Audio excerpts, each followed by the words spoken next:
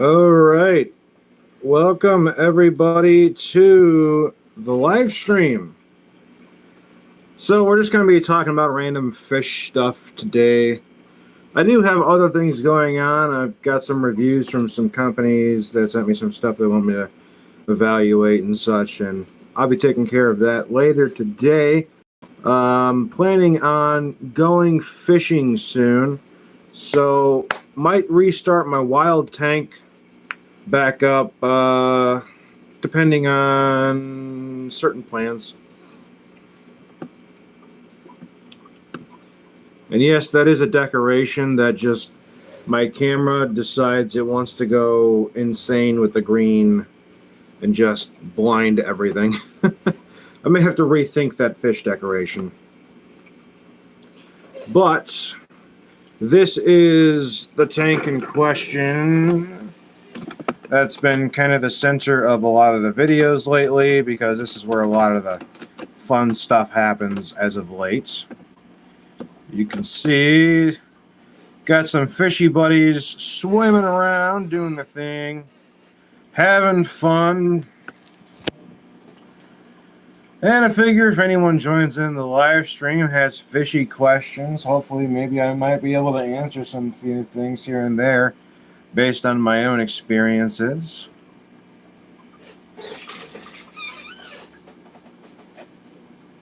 So, we shall see what happens.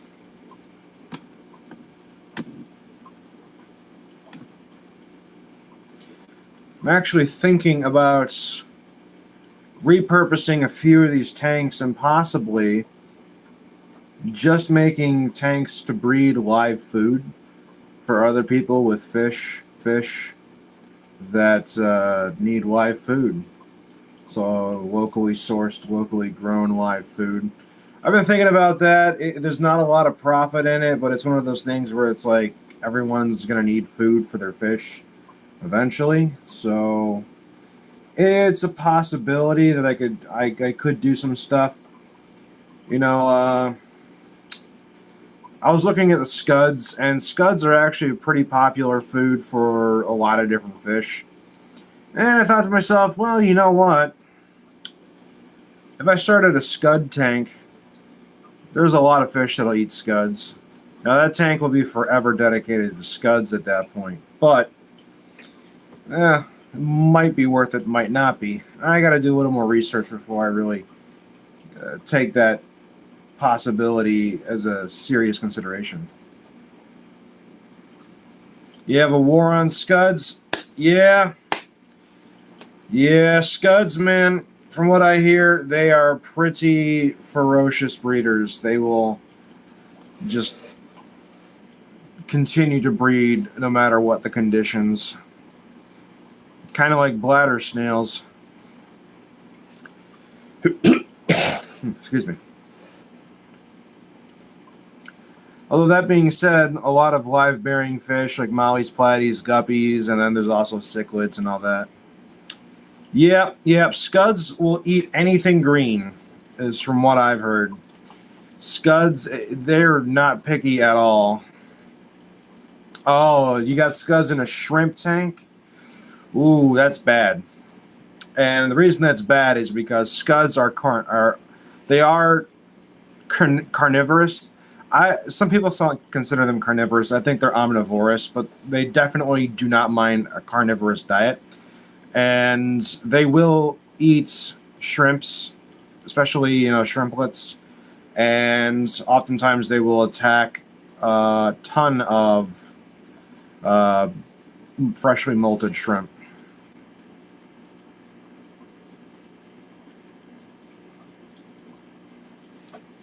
As long as you got a game plan to, manage it, it's not so bad.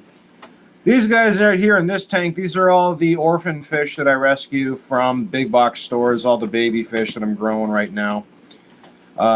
Just so happened that, unfortunately, a few scuds happened to hitch a ride in one of the bags. Now, that was straight up my fault, though. They were super tiny, and they were in a Comet goldfish tank, and at the time, it really did look like they were baby Comet goldfish, and that was because the lights in that fish tank setup in the big box store were taken out because they were going to replace the old tanks and put new tanks back in. So we were relying on my flashlight that I had on hand to really see. It was very difficult. It was only one of the bottom tanks you couldn't get a good view at. So I rolled the dice and thought, well, if they're comet goldfish, we'll see what happens. But turns out there were just a few scuds. And, I did scoop out a number of scuds out of the tank the other day. That being said, these fish that are in here, like on the bottom left, the little platies, might be big enough to eat scuds.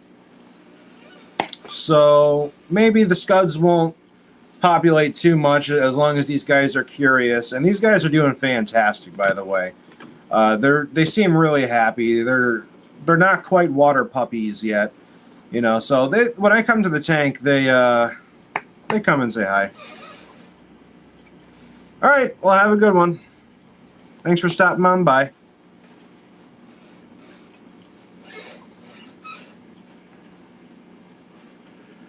But yeah, this tank has definitely also got what I've been planning and trying to do, which is the assassin snail eggs. All across the sponge filter. We've got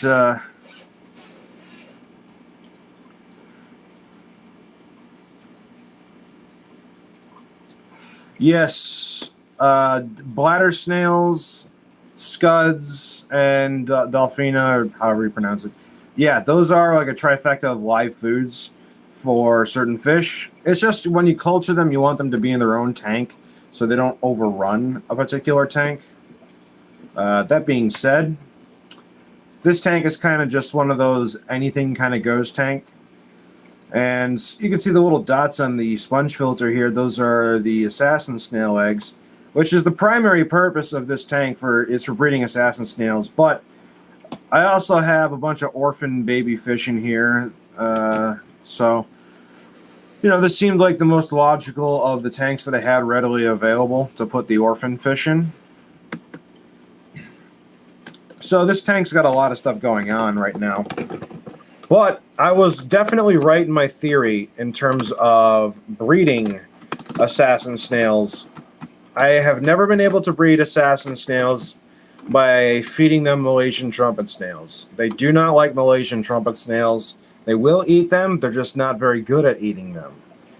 Now, I purposely put them in this tank with a ton of bladder snails, which I know for a fact they will eat bladder snails very quickly. And just like that, man, they started breeding within, I would say, a week or two. Because, they're not spending all their time hunting food, because there's a ton of them, and bladder snails are just easier for them to eat. So I was right in my theory, get some hard water for their shell growth and feed them the right type of snails, because assassin snails do have a preference, and then they will breed. So this little tank does prove a concept of mine that I've been trying to work on, and, well, success. Although this tank is not the only thing good going for things right now. Over in my shrimp tank, I think we got it right here.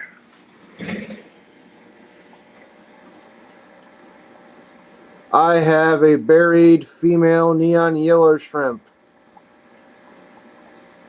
which is fantastic.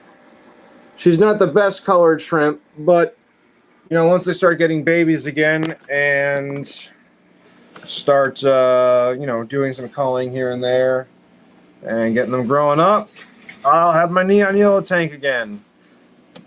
So, disaster averted. It took a few months to get to where I'm at for that, but glad to see things are going okay. Hey, Gary. I am doing pretty good, actually. Things have been going pretty well, actually. The assassin snails are breeding. The neon yellow shrimp are breeding. I did have what appears to be one loss in the Mexican dwarf crayfish tank. Although the Mexican dwarf crayfish are not as easy to breed as people led on to believe. Or at least I've never had as much luck with them as I have had with full-size crayfish. Casper was a good crayfish when I had her. She had hundreds of babies. And the babies for them did pretty darn good. Although, hopefully soon, hopefully, I will be starting my prawn projects because not a lot of people are dealing with prawns in the aquarium industry. And I want to start introducing prawns as a viable pet. So giant freshwater river prawns. Now, they are specifically geared towards a certain audience who have very large tanks because prawns will get the size of almost the entire length of this 10-gallon tank if you have them for long enough. So they get pretty huge. So right now I'm debating if I want to buy them right now, because if I wait too much longer, it's going to get too cold in the season to really safely buy the prawns and have them shipped. So I got to make a decision on whether or not I'm going to take care of that now or wait on it. I've also thought about restarting my wild tank, but the thing is, the 55-gallon tank, which is the tank behind me, that tank back there, that's going to either be a wild fish tank again this year, or it's going to be the prawn tank, which that is my biggest tank that I've got at the moment, and I'm leaning towards a prawn tank. And actually, right back in there, there's neon yellows that survived through hell and back with that tank. And that tank's actually doing really good. It's probably the most stable tank that I've ever had.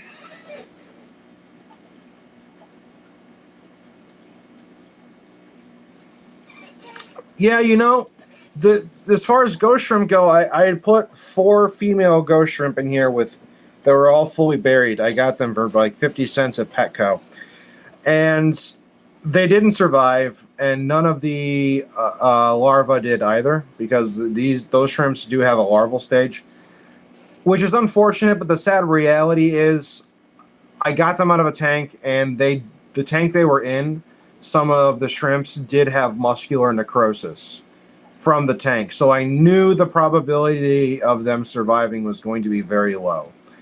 And despite the fact that I had successful hatchings and the larvae were doing okay for a while, the larva just did not survive either, which is very unusual because I've actually had very good success with ghost shrimp. But it seems this tank in general, the one we're looking at right now, is just not shrimp friendly for a lot of reasons, and there could be some very small bug-like creatures that are attacking the shrimp that won't really attack the fish. The fish will eat them, but what is that and what does it look like? Well, you might have to be a little bit more descriptive than that for me to answer that there question. But yeah, it's the ghost shrimp did not survive in this tank, which is very odd. Ghost shrimp are usually very easy to breed, so simple. And yeah, I'm surprised they didn't survive this round, even though they did have muscular necrosis. But muscular necrosis is a cancer of sorts, not a literal cancer, but once you have it, it's pretty hard to get rid of.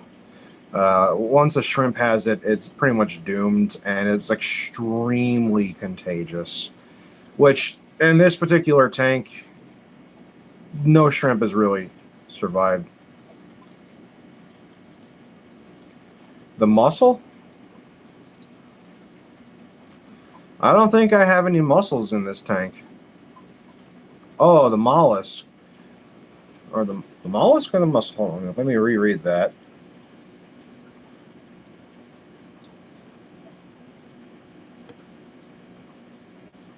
Oh, the mussel? No, I don't have any mussels in here. I used to have a pet clam that I found in the wild. I named him Clamburger.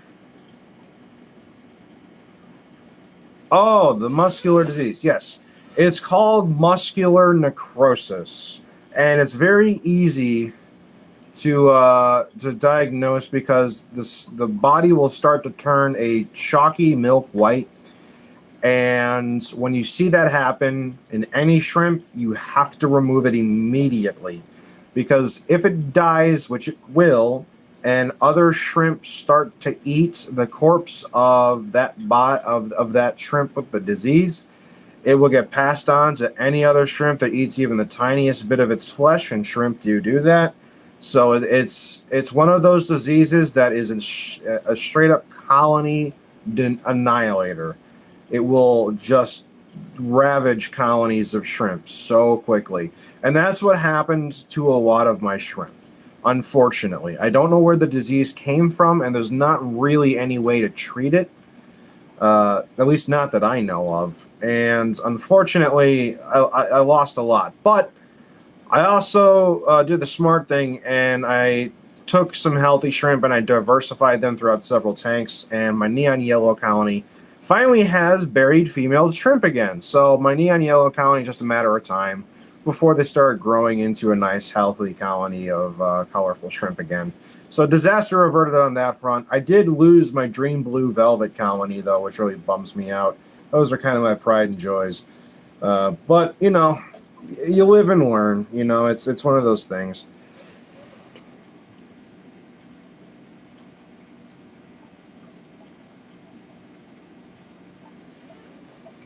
Ooh, if you're getting 40 parts per million,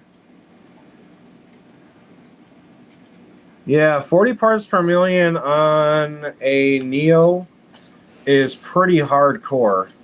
They have been known to survive a short amount of time in 40 parts per million of nitrate, but ideally you want to keep it below 10.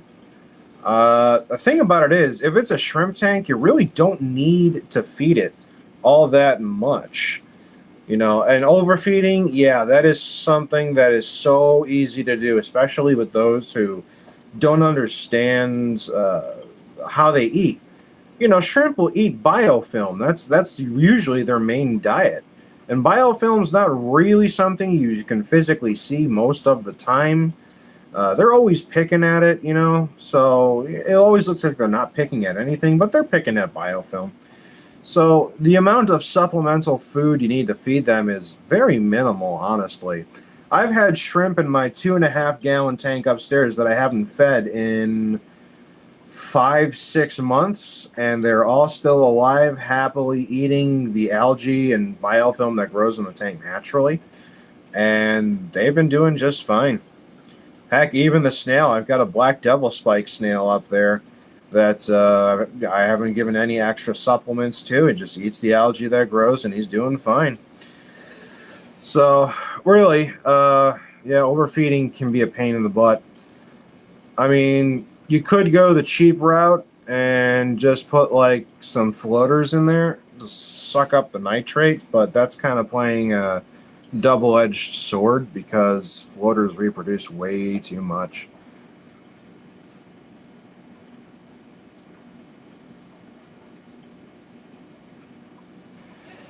So if they're getting buried but they're not lasting a long time, obviously the three main things to check are the ammonia, nitrite, and nitrate. But shrimp can be very complicated to deal with.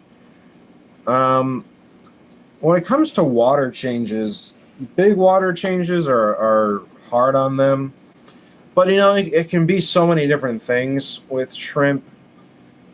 Uh, Heck, even the type of minerals you choose. Like I went with Shrimp King GH plus KH that I add to my reverse osmosis water. And every shrimp that I've put in that water, even though that would make it specific to their exact species set up, they have not done well at all. That's actually how I lost a lot of them. But the ones that have been doing well are just straight hard water, or the ones that have just been treated with Seachem Replenish, which is not specific to anything in particular.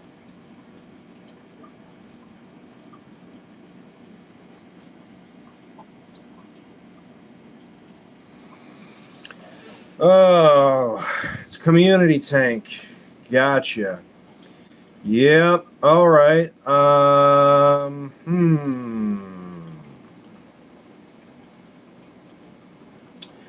Well, in that case, plants. Plants. Easy plants. Like hornworts is a great one for sucking up nitrate. It's kind of neat to look at. Moss balls are pretty, but they don't really suck up a ton of nitrate. You could go down the double-edged sword route and use duckweed. And actually, I can show you what duckweed is like here, because I actually use duckweed in my wild tank, and believe it or not, water treatment facilities use duckweed as well because they're good for sucking up some really bad stuff from the water, but they'll suck up nitrate like crazy. So this is what duckweed looks on the bottom. Looks like on the bottom it's got roots, and up on the top this is what it'll look like. And it's kind of pretty, but they reproduce very quick. However, it's due to that quick reproduction that really allows them to be effective at sucking up nitrate and heavy metals and stuff like that.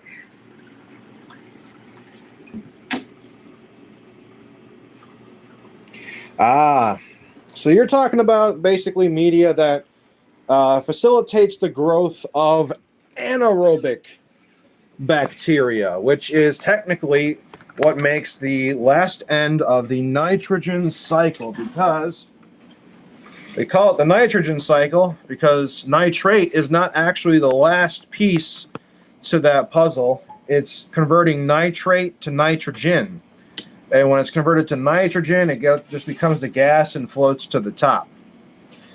The thing about the last step is there are 3 typical results in terms of the gas that gets produced from consuming nitrate. 2 of them are actually deadly and contribute to what can be referred to as anaerobic bacteria poisoning, which when it creates toxic gas. There is one of the 3 that is perfectly safe, and that's just nitrogen.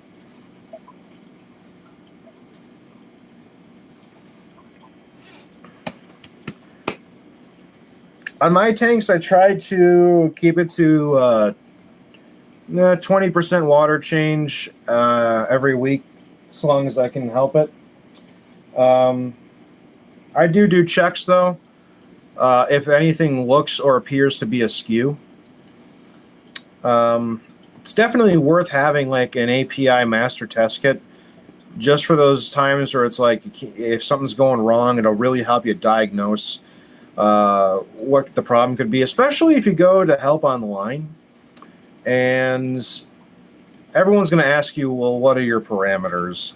And without that information, it's really hard to form a thesis on what may or may not be wrong.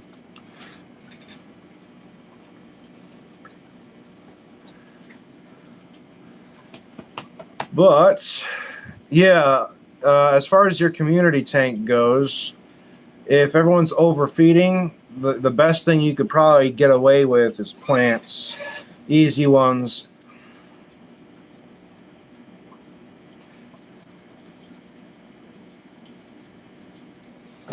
Oh, yes. I did talk about culturing anaerobic bacteria a while ago.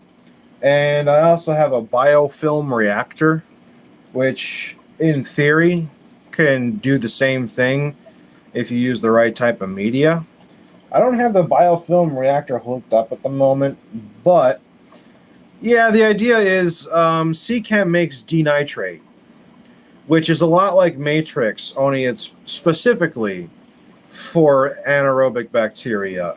And you have to have an extremely slow flowing water uh, in that filter. So normally it's a filter inside of the tank that's separate from the main filter, where you can control the water flow. And this stuff supposedly, well, cultures anaerobic bacteria, and then it'll convert it over to nitrogen, which is what you want. So that would be the best case scenario if you can get that to work. But yeah, there are other biological media that claim to do the same thing. The methodology in which you get it to work in a freshwater aquarium is still kind of sketchy in terms of how the right way to go about it is. A lot of people try to make it happen, and it never really seems to get done properly. Yes, that is one thing. So the poisonous gas situation is pretty difficult. It really depends on a lot of different things. Um, and it's something that you can't really test for. That's the problem. Um, if you do a little bit of googling, you'll find that there are three main byproducts of denitrifying bacteria or nitrifying. Well, there's nitrifying and then there's denitrifying. So the anaerobic bacteria, yeah, there's three different forms of gas it puts out. As long as you get nitrogen, you are golden because that's not going to harm anything. And that's why they call it the nitrogen cycle, because that really is the last step. It's just really hard to get it to work in a freshwater aquarium because anaerobic basically meaning it requires very little oxygen to no oxygen to function. Whereas aerobic bacteria requires oxygen. And we have surface agitators like bubblers, or if you look up there, my sponge filter, it's constantly adding oxygen to the water. So the question then becomes, well, how do you create a spot in the tank where there's very little oxygen? And that essentially falls down to the specific media that you're using. And the media has to be made to be able to provide a space where the bacteria can really culture where there is very little oxygen. So it's a very specific little space. And usually you would use CChem denitrate in what's known as a nitrate reactor, which is basically a tumbling sort of filter that is put inside the aquarium somewhere. So that way you can control the flow rate, because like I said, it has to be very slow. And that'll create an area where you can culture that bacteria. But yes, it is possible to produce the other two toxic gases and have anaerobic bacteria poisoning. And that's the hard thing. You really don't want that. So, but my theory was a long time ago that if you had a substrate made entirely of like CChem denitrate instead of like sand or gravel, well, the natural flow of water over the top would be enough to be, substantial enough water movement, but not enough to make it not work. And being underneath, oxygen tends to reside at the top of the tank, whereas the bottom of the tank tends to have the least amount of oxygen. So, in theory, if you had substrate that was made out of denitrate, you could possibly grow anaerobic bacteria underneath if you had like an inch or two of the stuff. And you would have a natural cycle, which, aquarists who've been in the game for decades will tell you that sometimes you don't even need these sponge filters or canister filters because a natural cycle will happen thanks to the substrate. You have an active substrate, and that's where the bacteria grows. So it's also, I don't know if you've ever heard of this, but when you agitate the substrate, there's very little oxygen underneath it, so underneath the sand especially. And this is where problems can occur because anaerobic bacteria will try to grow there naturally. That's where they would be. But if you just suddenly start agitating the substrate and you got like a deep substrate, like an inch or two, well, those toxic gases can build up underneath the substrate. And when you agitate it, when you're cleaning with a siphon and whatnot, well, now all that trapped gas is released all at once. And people have lost entire tanks just by moving around the substrate because the anaerobic bacteria underneath a thick layer of substrate has produced those toxic gases, and it just comes up all at once and then just destroys the tank. It just poisons things real quick.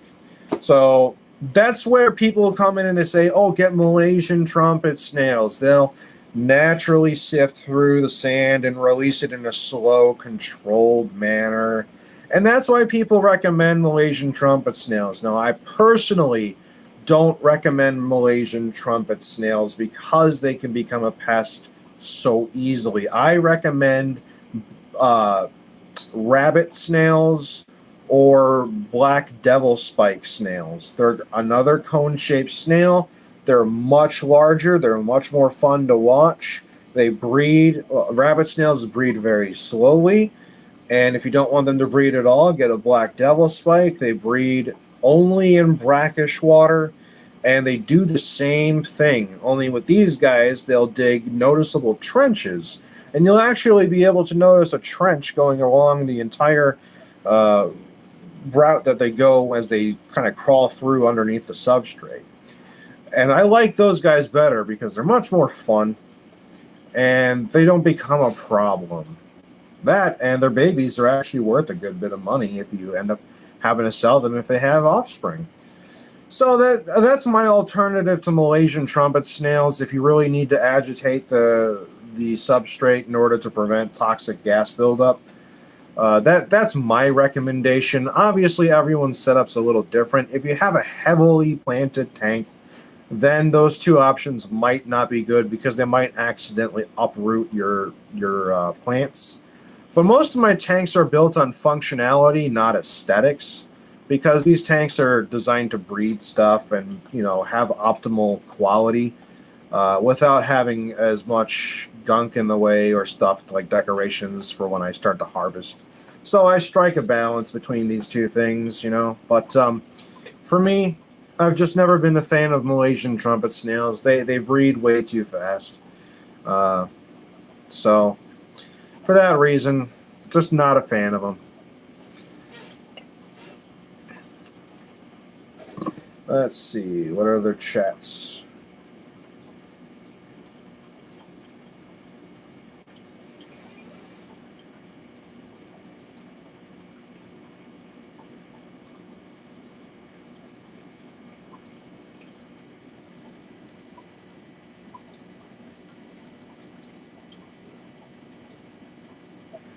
Yeah, under gravel filters.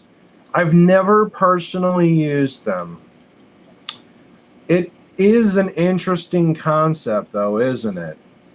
To be able to sit there and think you've got no ammonia, nitrite, or nitrate, that would be really cool. But I've never been personally able to do it. I've been trying every now and then to see what I can and can't do. But, I think the best situation, if you really want to just control nitrates, plants, easy plants. Hornwort is a great one. Sucks up nitrate like a boss. Does a really good job. Very cheap, easy to maintain. Especially for shrimp. Shrimp love hornwort. They will crawl all around it because the stems go everywhere, and it's just kind of a free-floating plant. It doesn't need to be rooted. It doesn't float, so it doesn't get in the way of a lot of stuff. And a lot of baby fish will hide in the hornwort, which is great for them, for hiding from adults that may just simply eat them. Hornwort's one of those plants that are just very utilitarian. So, as far as that goes, yeah, hornwort's awesome. I remember when I got my first bit of hornwort, came in with my first ever shipment of shrimp when I was first breeding a number of years ago from very, very cheap cherry shrimp that me and my friend got. And I've never, ever, ever, ever run out of hornwort. I've made so much of it. And my water quality has always been better with hornwort just because it sucks up nitrate really well. But as much as I hate duckweed in certain respects because it gets stuck to everything, it does an even better job. Duckweed, they refer to it as the herpes of the aquarium industry because it reproduces so quick. It gets stuck to everything. It's a pain in the butt to deal with, but if you demand optimal water quality with the least amount of work put into it, it will keep nitrates pretty low. I did an experiment actually with Sylvania minima. And Sylvania minima is a great plant if you can continue to give it nutrients like with hard water. It's a floater as well, but it's a bigger floater, easier to deal with. And I purposely had the tank at about 160 parts per million of nitrate. I covered the entire surface area with Sylvania minima. And in about 2 weeks, I got it down to 40 parts per million of nitrate with just Sylvania minima. Now, that being said, in order for it to do that, it needs to continuously have high nitrate. Sylvania minima doesn't really care for nitrate as its primary source of nutrients, but if that's all there is, it will happily suck it up to a point. Now, if you want to get down into like the low double digits, like 10 parts per million, just using a floater, then yeah, duckweed does do the job. It's just a pain in the butt. Now, the one good thing about duckweed is you can turn it into shrimp food, as well as some sort of like bottom feeder foods. There are recipes. So despite the fact that it creates so much so quickly, there are recipes to turn it into fish food. The only problem I have with that is, it's really good at sucking up heavy metals and all the stuff you don't want. So then, well, that's now part of the plant. And I have reservations about then turning that plant into food because I don't know if I want to do that. There could be some inherent risks with the quality of the food when you do stuff like that. But it is fun to know that you can turn it into food. Now, Sylvania minima, can't really do that. Duckweed, you definitely can. People do it all the time. So, that's an interesting little thing. That's, I don't know if many people realize they can repurpose a lot of things that normally would just go to waste. But, yeah. Anywho, well, this live stream has been going for about 38 minutes now. So, I think, we've had a pretty productive live stream. Hopefully, I've answered some questions for you guys, and hopefully that the information I was able to provide is accurate and helps and is helpful for you. And as always, I update my fish vlog videos once in a while whenever something interesting happens. So I'll keep you guys updated as things go along. I've got some reviews and stuff I'm taking care of at the moment. So I'll be taking care of that first before I do more fish vlog stuff. But thanks for joining me, guys. I always enjoy talking to everyone, on a real-time basis. So yeah, thanks for dropping by, guys. Stay fishy.